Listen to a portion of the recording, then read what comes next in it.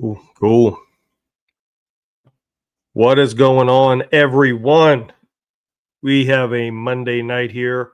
Right now, I am solo. We'll see if GB is going to make it. He is actually in the middle of picking up his daughter at the airport.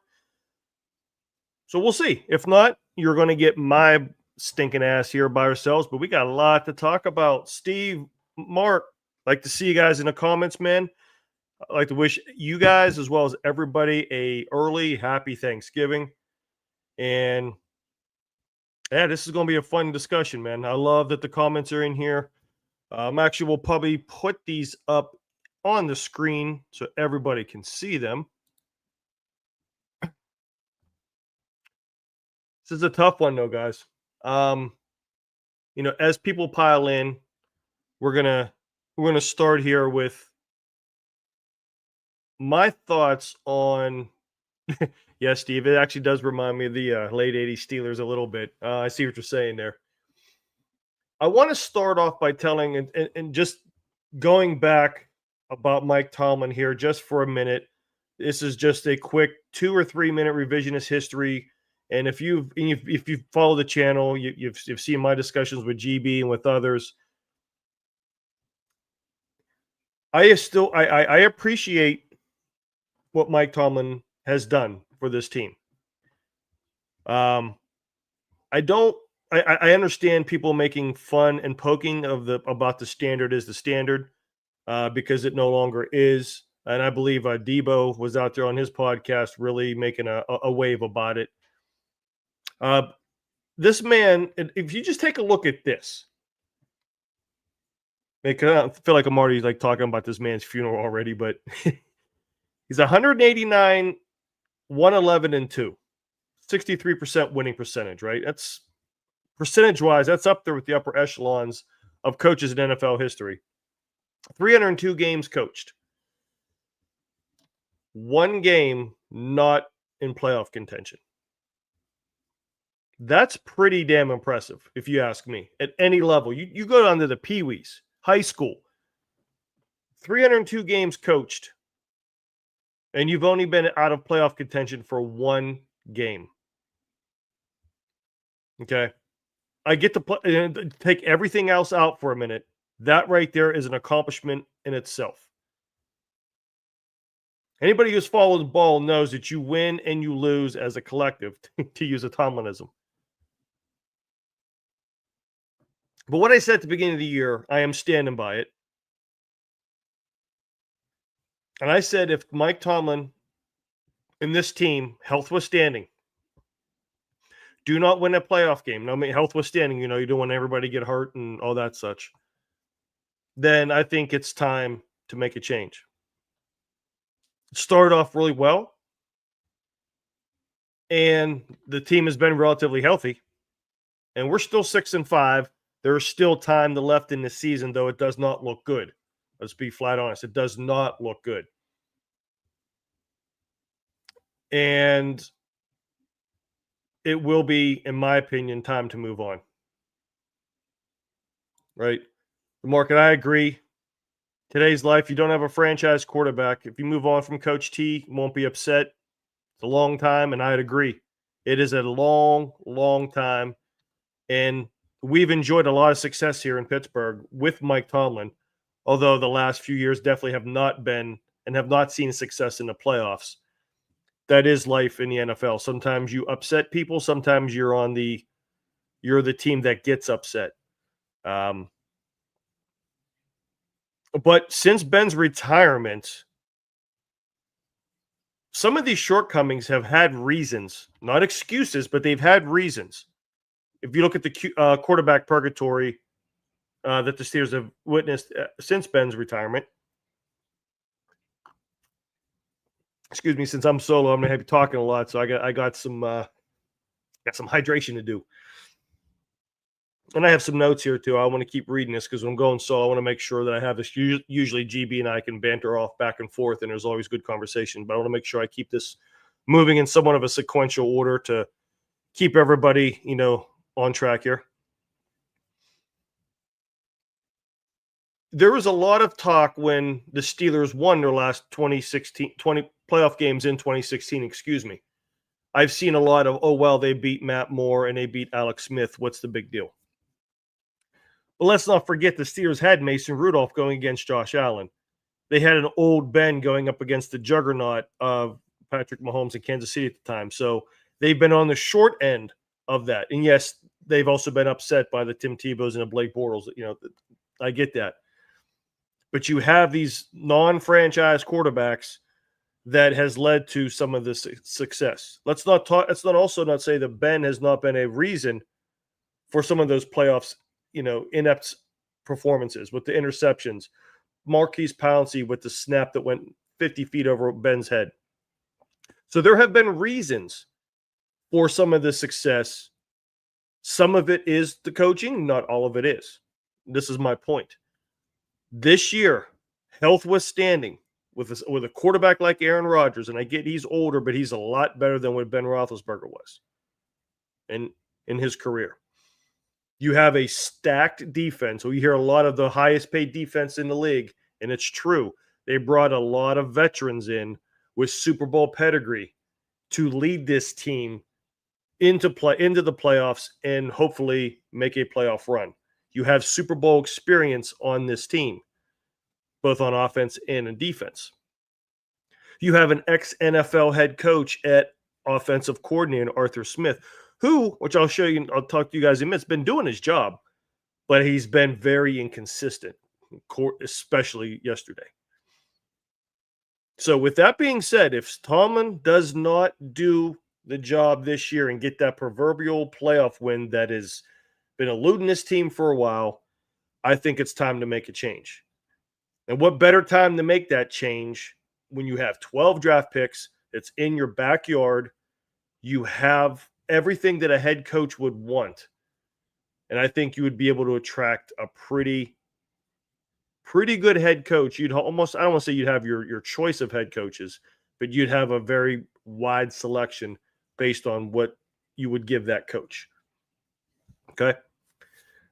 So 2025, like I said, I thought there was Jimmys and Joes to match these X's and O's. And Steve, you're right. And this is actually, I wouldn't say yes men, but I think he had one good offensive coordinator hire in Todd Haley. And a lot of people wanted him out of town because of whatever that reason was. And I think a lot of Ben forced his way out by saying, you know what, I'm going to probably retire. I'm thinking about retiring. I thought it was like a week after they let Haley go, he came on and said, hey, I want to play for another 3 to 5 years. So I think and then he wanted his boy Randy Fichtner promoted.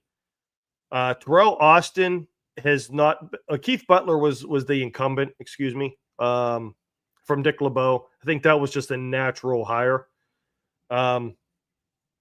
So I don't think he was a yes man, but maybe you could have done better. Terrell Austin has the relationship with Tomlin prior, so Steve, what you're saying, that might be the choice. I'm not going to accuse anybody of doing that, though I understand where people are saying that. That to me is a knock on someone's professional character, and I won't do that. But I'm also not going to criticize anybody for saying that because I see where that perception comes. The offensive coordinator position after Todd Haley, you went. I understand why they tried Matt Canada because it was that let's give that college coordinator a try. Although he was a very, very bad hire. And talking to my boys, JJ Kitchen and Harry Paceros, the pick guru, when they were talking about the relationship he had with Pat Narduzzi, and then he went down to LSU and he was gone after. He just wasn't somebody who got along with coaches very well. He did not scheme. He did not game plan, which that was very evident. So I'm glad they got rid of him. That kept him a little bit too long. But these X's and O's and the Jimmys and Joes finally matched up. And what I mean by X's and O's, where was this defense that we had, in early 2024? And I wrote this down because I wanted to make sure I was correct with this. The first part of when they were 10-3 in last year in 2024. Where's this defense that gave up 16 to 17 points a game? Let's remember, Justin Fields did not light it up when he was 4-2 as a starter. If you remember that Chargers game at home, the second half, the Chargers had a total of -5 yards offense and a half. Where was this defense? Now, at the end of that year, the attrition wore out because the offense became inept after the Cincinnati game. The talent got better, and now they're giving up 24 points a game. Is that really the scheme? Possibly, because there were some adjustments made, and I don't think the Steelers have adjusted after the adjustment. Or is it some of the players are just not performing? And I think it's a little bit of everything.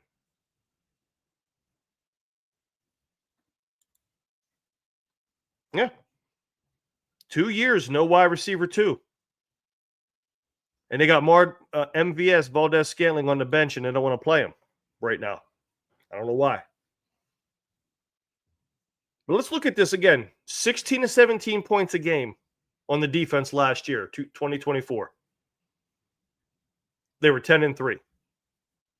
Then the Philadelphia game hit, Baltimore hit, and playoff game, they averaged up giving up 27 points a game. Attrition's real, people. And I do think it wasn't a schematic thing. I think that was more of just absolutely being on the field all the time. And then so happened you played two of the best teams in the league in that year in Philly and Baltimore back-to-back. And then you really shit the bed against Cincinnati, which was just terrible. The offense, if you guys remember, or if you don't want to remember, in 2023, 17.9 points a game. So let's bring in Arthur Smith. What does the offensive coordinator need to do? Score more points. In 2024, 22.3 points a game. And then this year, he's up to 25 points a game. He's doing his job right now. So they are basically scoring 25 points a game and giving up 24 points a game. 6-5. I guess they're right on par with that, right? But what I have a huge issue with, and it rears its ugly head, is the situational ball. And I have some tape I want to show everybody. It's reared its ugly head yesterday in Chicago. And I know everybody on here that's listening, whether you're here live or you're going to listen to this on the playback, knows and can point to a lot of situational ball that was just bad. I'm not talking about brain farts like the rookie Johnson had against Seattle with the kickoff. That's a rookie brain fart. I'm just talking about player groupings, offensive play calling in terms of sequencing, building on a game plan, and in defensively, coverages, down and distant coverages, matching up with their sub packages. And now it's more alarming than ever. TJ was calling this out in the media. I don't have the quotes in front of me. I did not get to it in time. Work ran a little long. I wanted to try to dig that out, but I heard it. Patrick Queen also calling out the schemes. Cam talking about the hourglass is ticking. It's ticking on the mistakes. And I don't know if you've seen any clips on the Twitters or any YouTube shorts. James Harrison, a.k.a. Debo, went off. I think he needs to get into that locker room and scare the shit out of some of these guys. I felt like I made the mistake. Is this now where the players are getting fed up with this? That would be a huge, huge red flag and an issue and could possibly signal the end for Mike Tomlin. I don't know. What do you guys think in the comments? When the players like TJ, and TJ doesn't talk out a lot, Patrick Queen does speak out a lot, and he's very open and honest. So he said some things before. Debo it's that defensive pride thing. He played in the 08, probably the best defense this side of the steel curtain that we've had in this organization between 08 and 2010. Those 3 years. Cam with, I think, the hourglass is ticking on the mistakes. Is there a crack in this locker room? It's not the Tomlin loses his locker room thing. Maybe this is now, in fact, true. And it's odd that it's all the defensive guys saying this.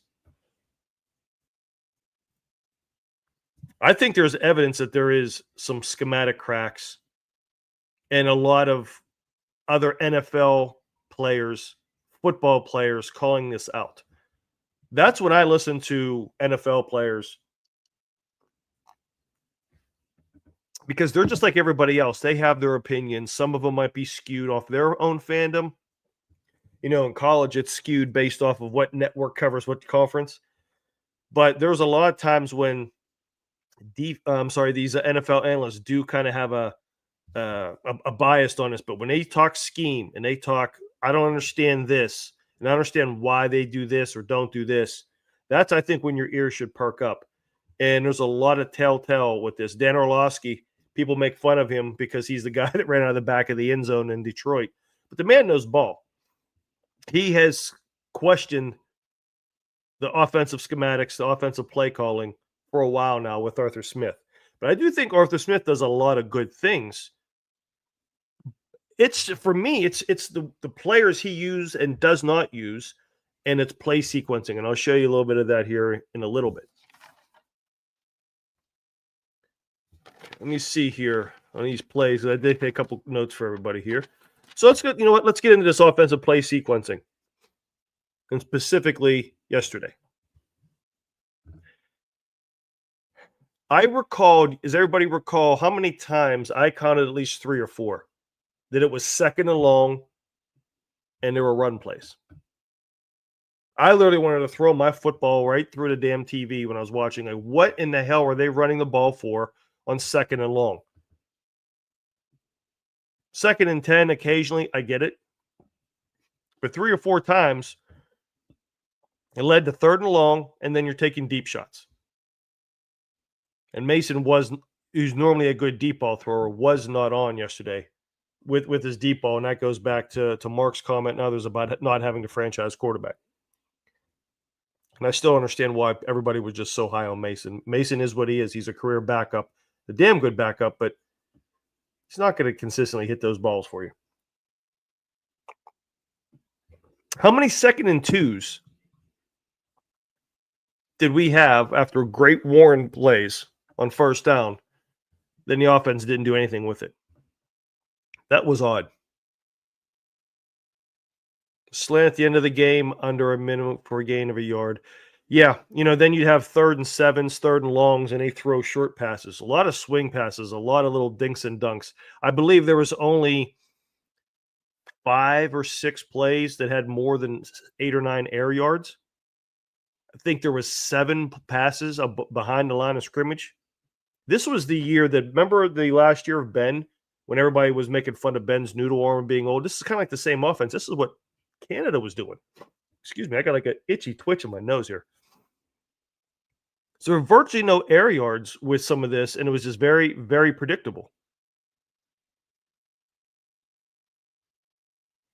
They get runs on first down, 2nd and 2. They don't do anything with them. They have 2 of the top 15, I'll go 15 receiving tight ends, maybe even higher in the NFL, and they seldomly use them in Pat Freiermuth and Jonnu Smith. Jonnu Smith had 88 catches last year for the Miami Dolphins, which was not a very good football team. Why are they not using him, especially with the absence of wide receiver 2? I don't understand it. This play sequencing has led to a lot of issues. They only ran 39 plays going into the fourth quarter yesterday. 39. I'm surprised the game was not more of a blowout. The defense at times did their job, but at times they also shit the bed. So here's what doesn't make sense to the sequencing, and then I'm going to go into some tape and show you guys. You run 39 plays in 3 quarters. You're 8 of 14 on third down. You gain 345 yards. How are you not doing better on offense? Sequencing. You're not building off the scheme. You're not building on play after play and setting plays up. and it was very, very evident. And then when you had plays to be made, they weren't made. So let me show you guys this one here. And by the way, I'm giving a shout out to Roman Wilson, who continues to show he needs to play more. This here is the deep shot. Roman Wilson's right here. You got Calvin Austin, and you got DK. Now listen, I love me some 12 and 13 personnel, but I think they really, for a little bit, they need to start opening up and play these three guys. And you sprinkle in MVS and get to a 4-receiver set. Very rarely does Arthur Smith run that. He very rarely ran it with Tennessee. I didn't watch much on, I did not watch many games with Atlanta. I'm not sure if he did it here. But if you watch, look, good outside release. And I can't see, but he's already by him. See, he's by him. If this ball is right in here somewhere, it's probably 6. This ball ends up drifting. Even if he were to put it more right here, it's a catch, and he falls down. But the ball just gets airmailed outside. Look at this. Put that out in front of him. That's a touchdown. This is what Mason normally hits. I don't know. I did not hear the announcers talk about wind at all. This was a missed opportunity. Again, this is also what's very frustrating with this team because they're there, but they just can't make the play. That's a touchdown. Right? And you even have a clear out, and you got this guy, there's a guy here. I'm looking at this. I'm thinking Metcalf will be across because he's trailing, and he's open as well, too. But no, I see why Mason did this because that's a touchdown. Damn it. Let me look at something else here on offense for you guys. Pulled up a couple of them here. Let's give our shout out to Mount Washington real quick. It's becoming one of the favorite Steelers. So here's Mount Washington right here. There's not much of analysis in this clip, guys, but just watch them.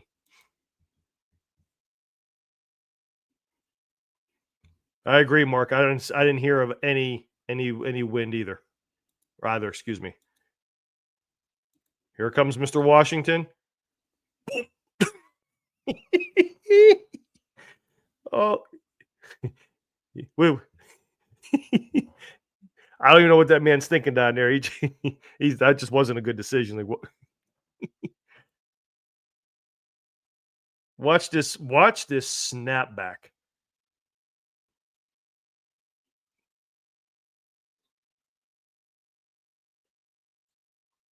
Oh. Boop.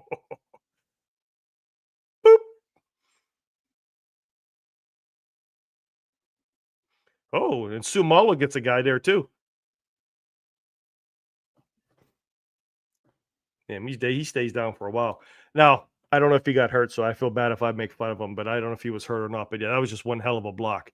And that's another thing that I was upset about. That these guys had three linebackers. 3 that had a total of 0 starts and 5 tackles. And you couldn't do anything against it. Let me see. Steve, I see you bringing this up here. I'm bringing this up so everybody can see. Is it true Mason didn't get many snaps of practice because Rodgers took them as he wanted to play? I know on Wednesday, Rodgers didn't practice at all. I think Mason got majority of them then, if not all. Obviously, they gave Will Howard a few. I think more towards Thursday and Friday, especially on Friday, whatever they do. I do believe Aaron Rodgers got a lot of snaps as well, gearing up to play. So Rodgers definitely ate into the practice snap count. I don't know how many that snaps he ate up, but he definitely ate some up. So it is. I mean, he should listen. He wanted to play because of the Chicago thing, and but yeah, I mean, playing Mason was the right call. There's no doubt here, and I thought he would have done a lot better. But why they did not attack these linebackers with Jonnu Smith, with Pat Fryermuth, even when DK with crosses, things of that. When you got these linebackers that don't know what the hell they're doing yet because they haven't played. One guy they had brought up from the practice squad, it was a rookie, and they did not exploit him. That's what was so frustrating. Now, here's is something I absolutely love. And again, this is also what's infuriating about this team, about this offense. This was a fantastic play design. Okay, you got DK right here. You got Gainwell. You have Muth. You have Jonnu. And I can't see who's right here because of the play block here. But this is where he comes in motion. I believe it's Washington. Yeah, it's Washington. Brings him in motion. Then look at the convoy. This is an absolutely great design. I mean, as soon as he caught it, I don't know if you guys, when you're watching, as soon as DK caught it, you knew it was a touchdown. 1, 2, 3, 1, 2, 3, and his big ass. As soon as he caught it, I knew it was a touchdown.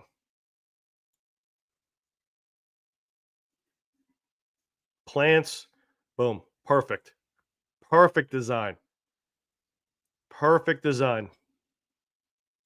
And they built off this. They did run a very similar play to this without the trips over here to Austin, and for a first down, I think it gained like 10 or 12 yards. So they did build off of that. This was again great design by Arthur Smith. Something else I liked on the offense, and something very similar to this, I got this and one more play on the offense, is this is like a backside screen. This is like a variation of a screen. And by the way, also I think Anderson's also becoming one of my favorite guys. I'm waiting for him to go deep. I'm waiting for him to go deep from like the 15-yard line, like a little corner route or wheel route. So they got this again. This is more of a let's see. We got 1, 2. This is okay. Okay. So watch this, where it's going to go up here and it's going to come back backside for a screen ball. Okay. Going to motion over. This is where you are kind of building off with the motion of DK. And just because earlier in the game, when he went into motion, you threw the ball to him, or at least you're motioning him to a 2-receiver set. Okay. Steelers do this type of motion a lot. Okay. Good job by Mason to sell it. DK's running a short route. Technically, he could hit DK or Skoranek right here, and it's going to be a good play. But this is meant to go backside because you could see Anderson setting up as a pass block, and then he releases. This is a really good delayed screen. And then when you have this, look at get out of there. Can't get rid of that thing. But you see there's a lot of space out here. It ends up being a really, really good play. I like design like this. This offense has the potential. I hate using the word potential after 11 games, but it has the potential. Okay. You can come back. You should be able to build off of this. Even on your front side play, you should be able to build off of that. And then you also have what I said, how to use Austin. Okay. Again, you're going to see motion across the formation. Calvin Austin's down here. And you have Roma Wilson, and I believe it looks like Scotty Miller. So you're in 11 personnel. Okay. Here's your one tight end. Here's the running back. Okay. Oh, I can move this. How about that? All right. So let's go. You can see he's in motion across. You can see him. He's calling the motion out, shifting the coverage. So what you're doing now is you are isolating Calvin Austin on 24 right here. The wrong thing to run would be a slant because you have the safety help here. But watch what they run. They run a nice like a wheel concept, or when I ran this in college, it was called a stop route. Like this was a stop. This was a stop route. Puts his foot in. Comes out. Look, ball is right on time with Mason. He delivers a good ball. The key to this is hitting that ball, hitting his outside shoulder, which he does, and he catches and runs. This is how you should use Calvin Austin. Not putting him outside, running curls and digs and things like that. You got to get him in space. This is why I think, unfortunately, he's going to go somewhere else next year, and he's going to absolutely flourish. He's good, but he is not intended. He's not being used for his skill set. Great play. Again, one more time. Motion across. He gets, he resets the trips. As you can see, a lot of this motion results in trips. His foot in the ground. Boom.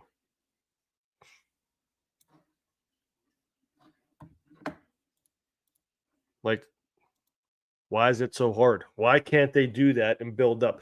That play with the Austin would be a great play on 2nd and 2. Yeah, Steve. I mean, there were definitely adjustments, but some of that is they had their shots in the second half as well. But yeah, they don't. So that's the part of the adjustments should have been going after them damn linebackers, right? I don't have words for it because it said that the sequencing is just absolutely atrocious. If I can call it out, other people can call it out. These NFL coaches should be able to call it out. It's not good. Not good at all. We'll drink with this because we can get into the defense, which has really had my ass burning.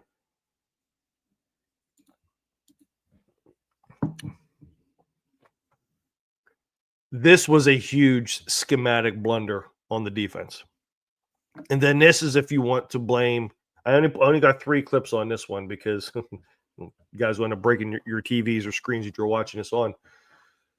This is where the adjustments weren't even made to enter the game, let alone during the game. I'm going to start off with this one, which was the 3rd and 5. This is a game plan thing, or to use Tomlin's thing here, living in your fears, right? Paint this picture. This is 47 seconds to go before halftime. This is 3rd and 5 or 3rd and 4. Okay.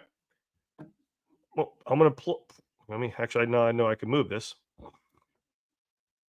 This coverage right now, when I watched this, I literally wanted to break my TV. Okay. Ball's at the 41. 1, 2, 3, 4, 5. First down's right here. 47 seconds to go before half.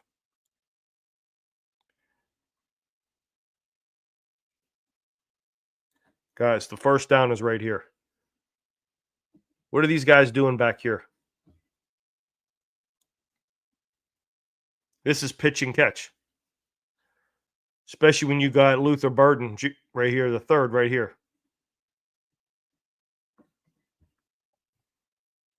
What in the hell are they doing?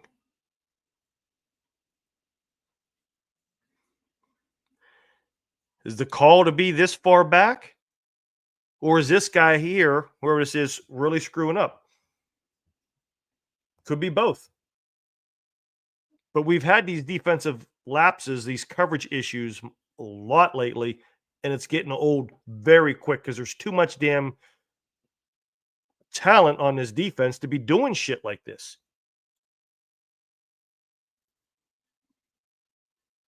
Huh. Look, see, first down right here. He gets hit. Look, he's already done. He already has the first down before he gets hit.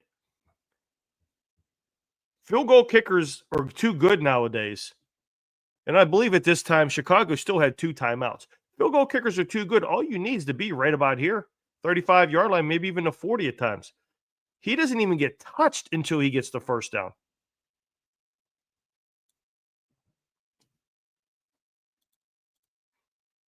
So Yinzer all, it's been a coordinator problem for years. I get the Rooney's don't want to fire Tomlin, but the bad combination on both sides, ball has been going for years. Situationally, Yinzer y'all, you are correct. There have been a few things where I just got to tip the cap to the competition that got him, but there's also been many times where the Steelers have done well and people don't want to say it. However, you are 100% correct, especially this year. I have noticed more times than ever that the Steelers have been getting out-schemed and out-coached this year, and this right here is an exact point of it. And I don't know if Rooney will fire him or not. I believe he should if this continues. We'll get to this here after we get some of this film, but I have a thought for that. So, but very good call out there, Yinzer, y'all. So let's go ahead and hear this again. This burns my ass, but let me go here. Come on, there it goes. This is another one that I got. This is what I really don't understand. Now, if you guys know, this is a 3-4 defense, but the new base defense really is the 2-4-5 or nickel, right? And a lot of times it's even a 1-5-5 this year because they're putting the extra linebackers on. They're having Highsmith, Watt, and Herbig on the field at the same time. There's more, in passing situations. This is a goal to go. I don't know if I believe this is either first or second down. They have a 2-4-5 nickel. On defense, now I get they have the receivers here and Cole Kmet. This is just so bad because this is such an easy touchdown. And then not to mention, in motion, they bring them down. And it looks like they have more communication issues again. Look at this.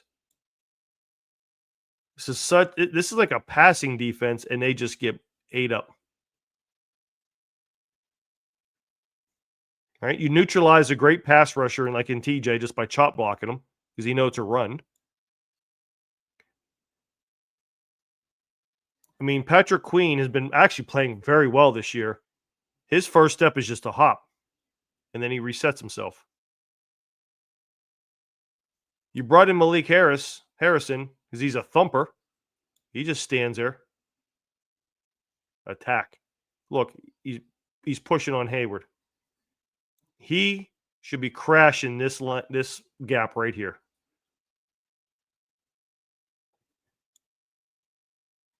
And then 73 gets on Patrick Queen after he comes off the initial block, gets off and on the Queen. I could have ran that in.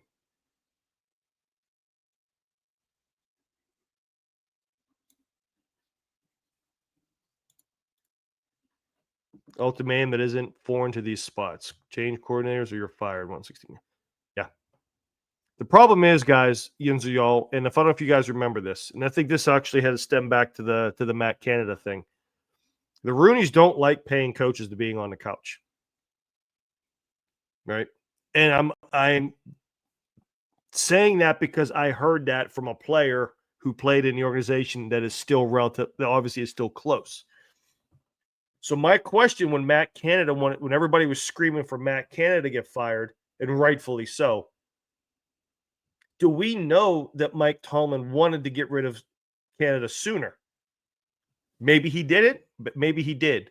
But when you have someone like Charlie Batch coming out and saying that the Rooneys do not like paying coaches that are on the couch, that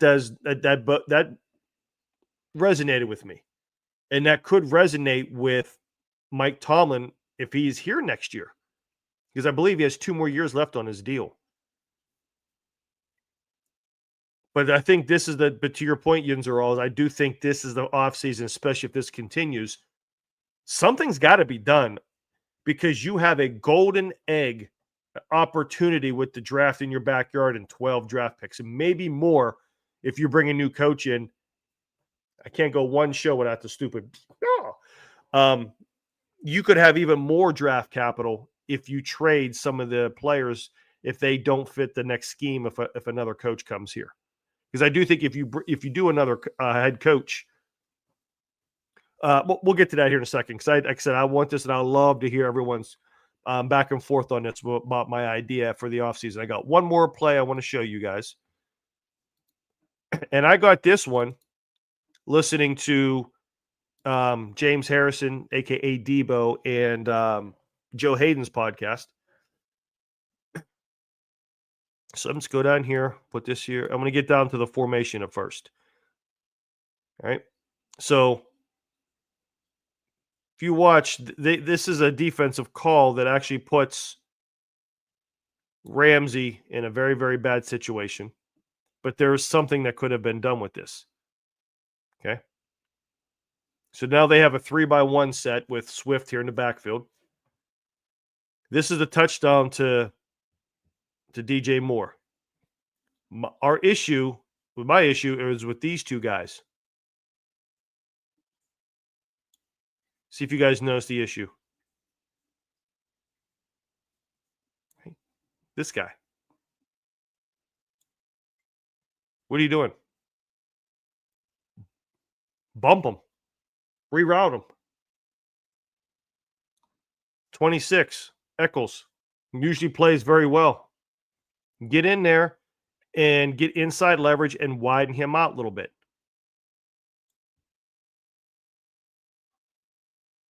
And then look, I mean, what's Ramsey right here going to do with these two guys? If you bump them, it throws off the timing a little bit, and your pass rush may get there. But you let these guys, and there was another one where Peyton Wilson, it might have been on this drive too. Peyton Wilson could have hit DJ Moore, and he didn't. Just let him drive down the seam, easy pitch and catch. As a receiver, you're taught whenever you see these guys to avoid the contact, avoid the rerouting. Because what you should do is he should at least got in his way to force him outside a little bit more that would throw this old timing off. Right? If he does that, Ramsey might be able to take him further upfield. This might not be a play because then you have two guys here with Pierre here, and then possibly you could trail. Again, I don't know what the coverage was, but you're just letting these guys run scot-free.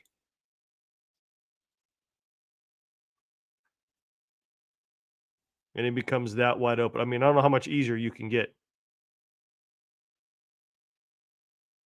It's disgusting. I have a hard time believing that they don't coach that. But I'm also to the point now of, do they? This has been happening too much. None of us are in practice. We don't know the schemes.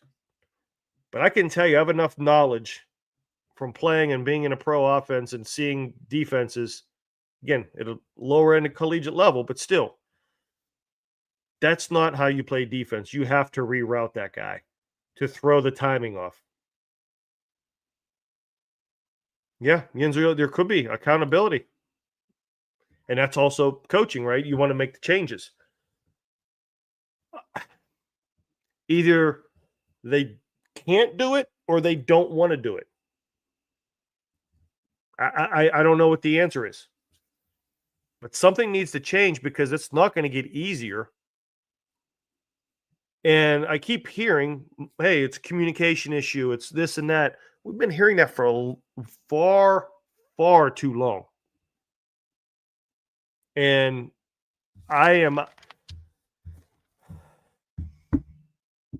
because Tomlin gets he had received a lot of unwarranted criticism over the years, in my opinion. And I don't mean that by saying it's one man doesn't change this whole team. He's part of the problem, always has been, always will be. But he's not the sole problem. That's what I meant by unwarranted. I'm not trying to defend Mike Tomlin at all. However, players play. Do they, I don't want to say ignore, but do they just not listen to the scheme? He had a pretty funny line. We always tell our kids what to do, but they don't always listen. Okay? Players play, coaches coach. Sometimes they don't go hand in hand. But there's now, especially this year, then with the talent they have, and there's now too much repetitive issues that are the same issues that, in my opinion, now points more and more back to the coaching, at least from a schematic and preparation perspective, and then at times an execution perspective. So again, it's still a collective issue, but I think if this continues, you need to make the change. You have to make the change.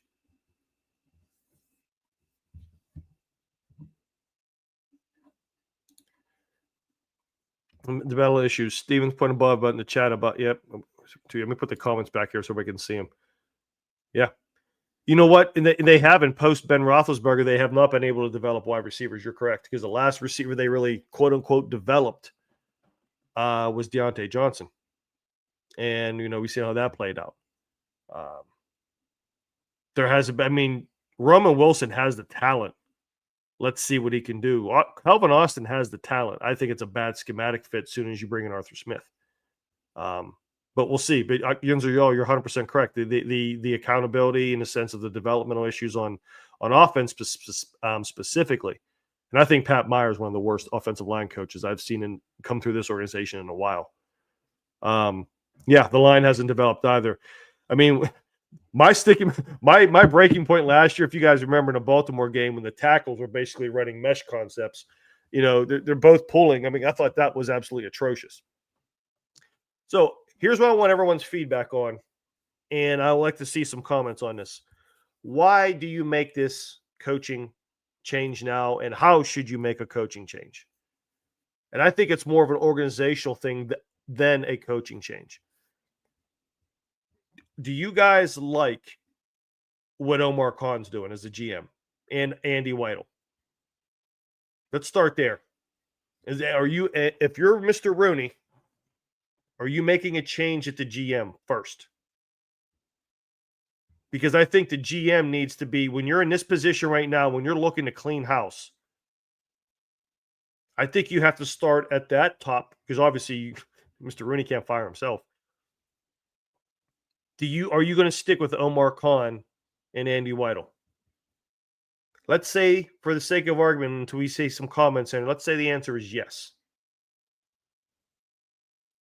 Then you start looking at getting rid of, if you were going to get rid of Tomlin, who are you going to get?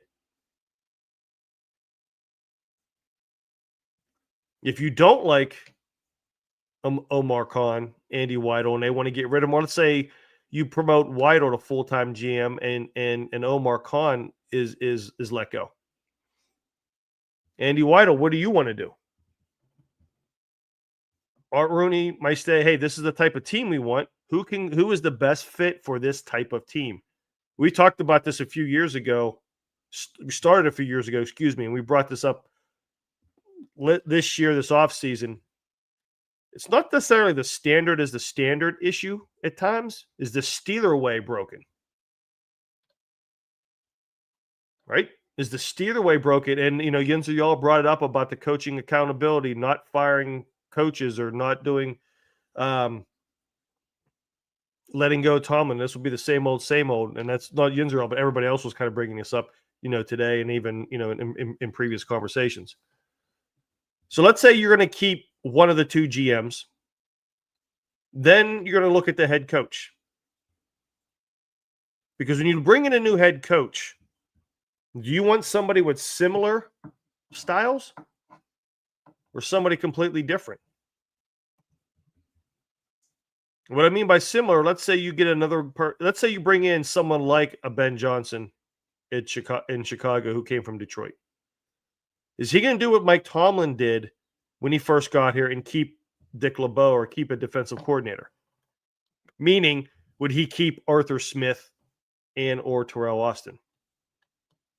And the reason I'm only bringing this up, and I definitely would get rid of Terrell Austin at this point. But what I'm getting at is there's a lot of players that fit this scheme.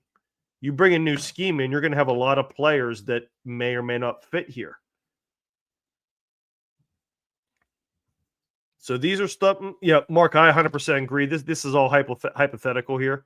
We definitely need to see how this season ends. But if we're talking about changes, I want to give this just like, and Mark, you actually called GB and out on this a while ago about talking about playoffs, and damn it, like we may have jinxed them. Our bad. This is hypothetical here because this is going to be a hot topic, and I like people to when you hang out with us to not make emotional decisions, to kind of think this through. We have time to think this through. So this is how I like to think through with games. This is when I've listened to Pat Kerwin and such on Sirius Radio with these guys that are ex GMs that have been in the business. It's not necessarily making one move, but what's the trickle down effect or even trickle up effect of making said move? If we're going to make this move, it's got to start with you keeping the GM. Then are you going to keep the head coach? Is said new head coach, what's the philosophy? And then if the philosophy is going to develop into the coordinators, then the coordinators are going to want their own players. So it could be a definitely a clean house like a lot of the Yinzers want. And I'm not opposed to it right now. Because if there's ever a time to start over, it's after this season with the draft. Yeah.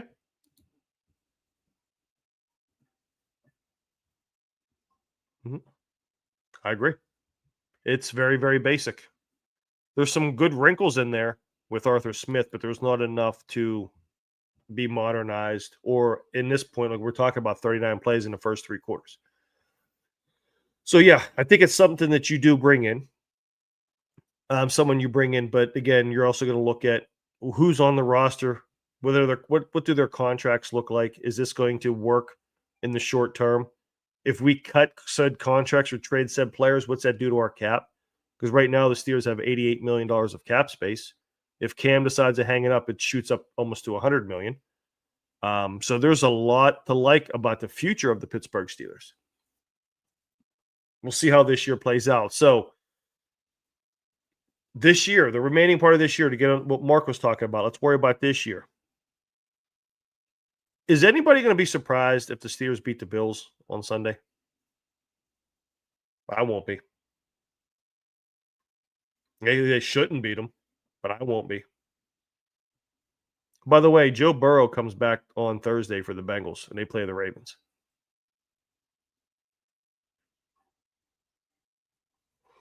Stranger things have happened, guys. If somehow they would get all their collective heads out of their asses, who in the AFC right now scares you? Steelers have beat the top 2 teams in the AFC.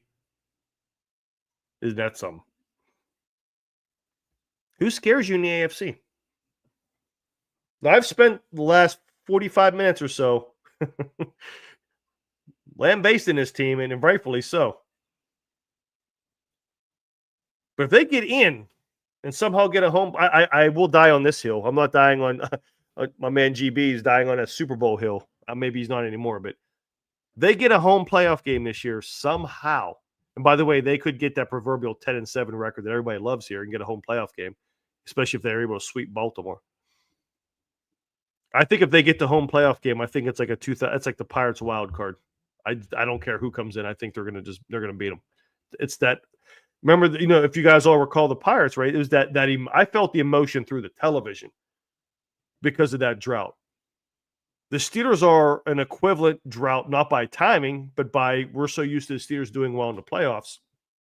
8-9-year drought is like a 25-year playoff drought in baseball in this city. So stranger things have happened. But man, it doesn't look good. But it makes no sense. People always say it's the Tomlin game that they lose to these bad teams, which has been a Cowher thing as well. It's been a Steeler thing, lose to these bad teams. But since he's a coach now, we'll call it a Tomlin thing. And then he turn around and beat these good teams they have no business beating. I don't know. I watched Baltimore versus the Jets yesterday. That's not the same Baltimore team. Cincinnati's going to give them a game. And we'll see how Joe Burrow does. But that's not the same Baltimore team. That's not the same Lamar Jackson.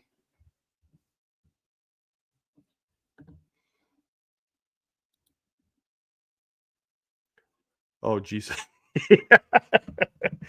You know what, Yunzero? That would actually be downright hilarious. I've always even said, it's funny is I've actually joked with, I have a lot of Penn State friends, and they're, that hate Mike Tomlin, and I get it, I respect it.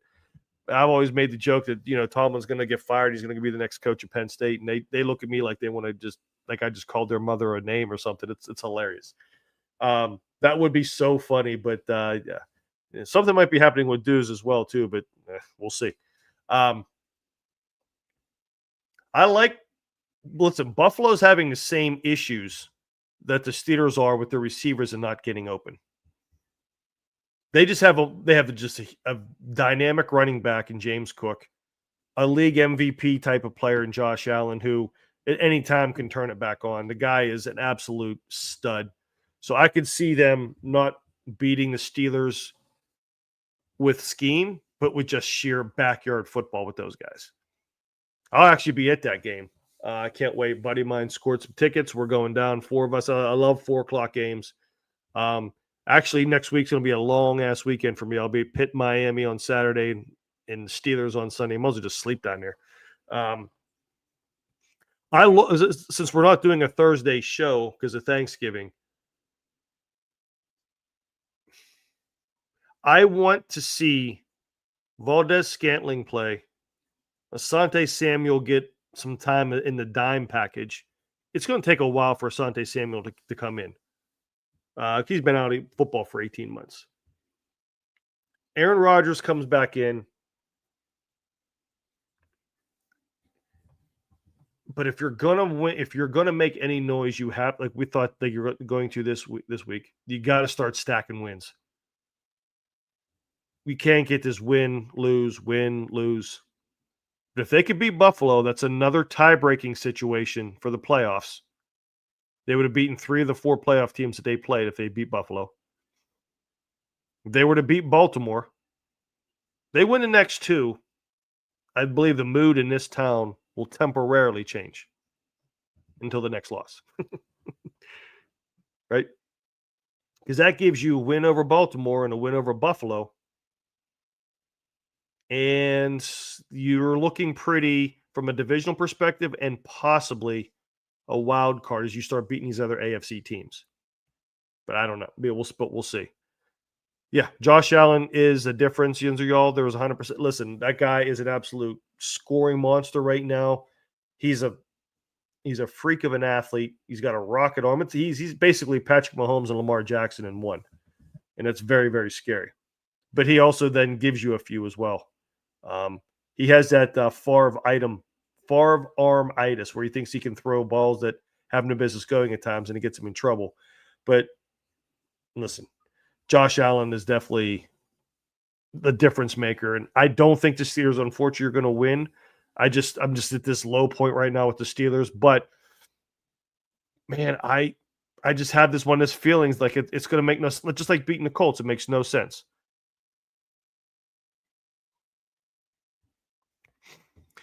Yeah, Mark, you know what? He is getting a little bit of a Rodney Dangerfield treatment. I think it's all predicated on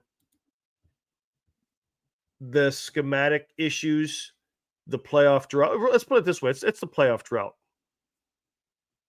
Cowher I think his longest drought was 3 or 4 years, maybe. Knowles was 3 years, and he coached for 23 years. However, if just a few short years ago, I was told that this team, Pittsburgh Steelers, is about winning championships. And then somebody brought up that Mike Tomlin has the same amount of championships and Super Bowl record as Bill Cowher. Then it became about playoff wins because Cowher has 4 more.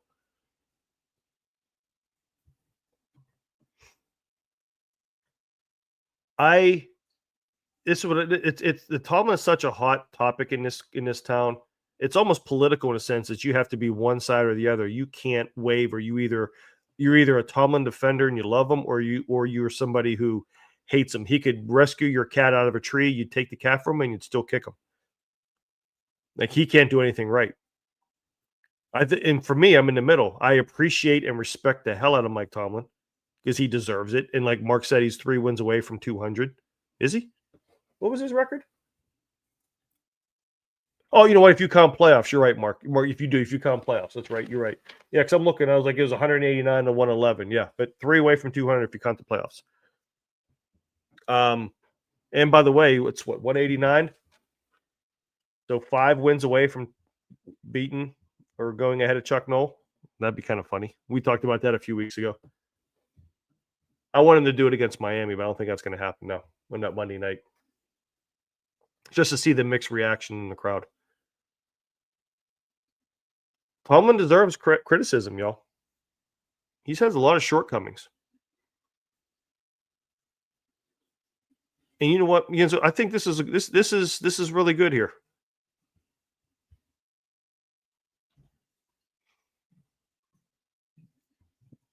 Let me leave you guys with this. We're going on an hour. Unless we keep this conversation going, I can stay for a little bit longer if you guys like. But Mike Tomlin is a great CEO. Maybe the ultimatum for Mike Tomlin, it has to come from Rooney because he has 2 more years left on his deal. That if Tomlin stays next year, and let's say the Steelers end up shitting the bed. Again, this is hypothetical, guys. I am with Mark 100% on this. I am all about finishing this year. I'll be rooting my ass off for the Buffalo and for I don't care if they lose all the games and they're playing Baltimore and they're what 6 and whatever they would be at that time, rooting the shit to beat Baltimore. But you're right. He has players wanting to come here. That's why a lot of these players came here. Could they mandate him getting rid of both coordinators and I don't want to say a consultant, but picking a coordinators with that modernization that Yinzeral was talking about, which I agree the Steelers really need. It's almost like, because Mike Tomlin is the players' coaches, it takes on a lot of different forms, right? Some of it's chummy, right? Some of it's a players' coach where they like what Mike Tomlin likes to do is allow these guys to be themselves, and I think that's why a lot of players like playing for him. But what the ultimatum should be: just get new coordinators, and you take it essentially a step back. Just let these guys do their thing. Because Tomlin has a decent defensive scheme for what he ran in Tampa and Minnesota. Maybe it's gotten stale. Maybe offensive adjusted, know how to beat it, and he hasn't adjusted. But if you infuse this team with 2 fresh new coordinators, maybe that's it. In all honesty, for as much as I like and respect Mike Tomlin, that's what I would prefer to do. Is to keep him here, get 2 fresh coordinators, and let's go. Go get this young quarterback, or see what Will Howard can do. Right? Maybe that's the path to do it. I don't know.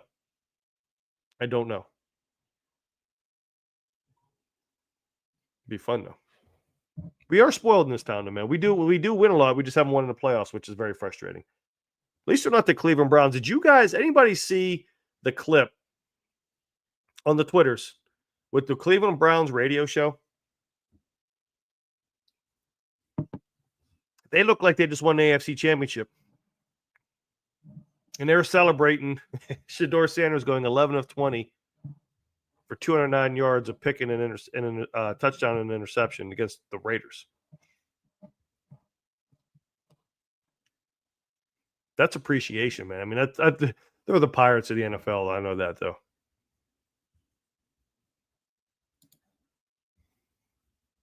Players coach have organization reek of no accountability. No player. Yeah, I would have preferred, because of the talent we have, to have kept Flores over Austin. I don't hate Austin like a lot of people here do, because one thing it's been really good with Terrell Austin here has been the turnovers. Since he has been here, I believe they've been a top 3 team in the NFL. Totality and top 5 year in and year out. At times, I think they were number 1 with takeaways. But we have seen some of the schematic things that I showed you guys. That's where Austin is bad, where Flores really, really does well. But if you guys remember, back in the beginning of the year, Arthur Smith outcoached Flores. So it even happens to really good coaches like that.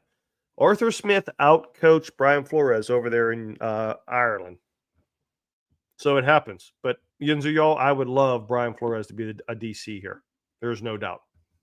No doubt. I'd sign me up tomorrow and go look at some of these young passing game coordinators in other teams and maybe be the OC. I think that's a good plan, and keep Tomlin as a CEO type head coach.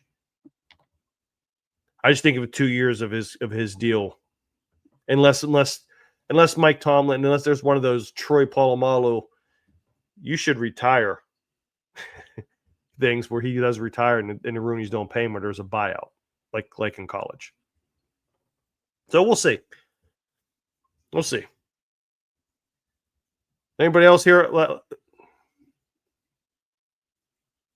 I'm not familiar with San Diego State's head coach. I'll look that up, Yunzer. Thank you. I'll look that up and get back to you on that on the Twitters. I like ideas. I like when people throw names up because it's definitely good conversation moving forward as the season progresses. Again, let's not lose sight of 2025 here, but I like when people drop names. So I'll definitely look him up. A lot of good guys in college. Especially in the younger generation, like in their 30s or even early 40s, that have a lot of good modernization to the game. So I do like that.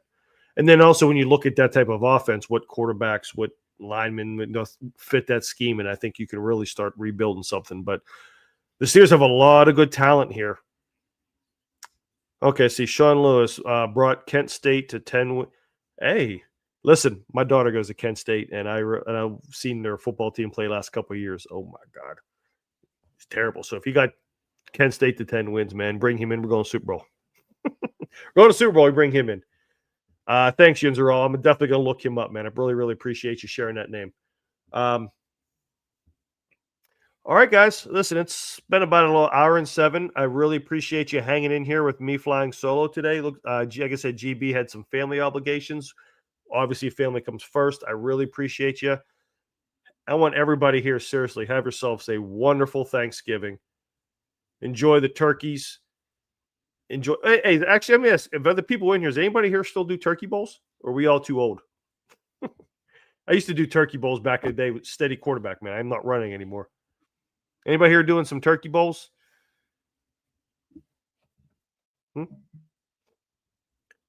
Mark, I know you're down there doing some turkey balls down there in Texas, man. You got the nice weather down there.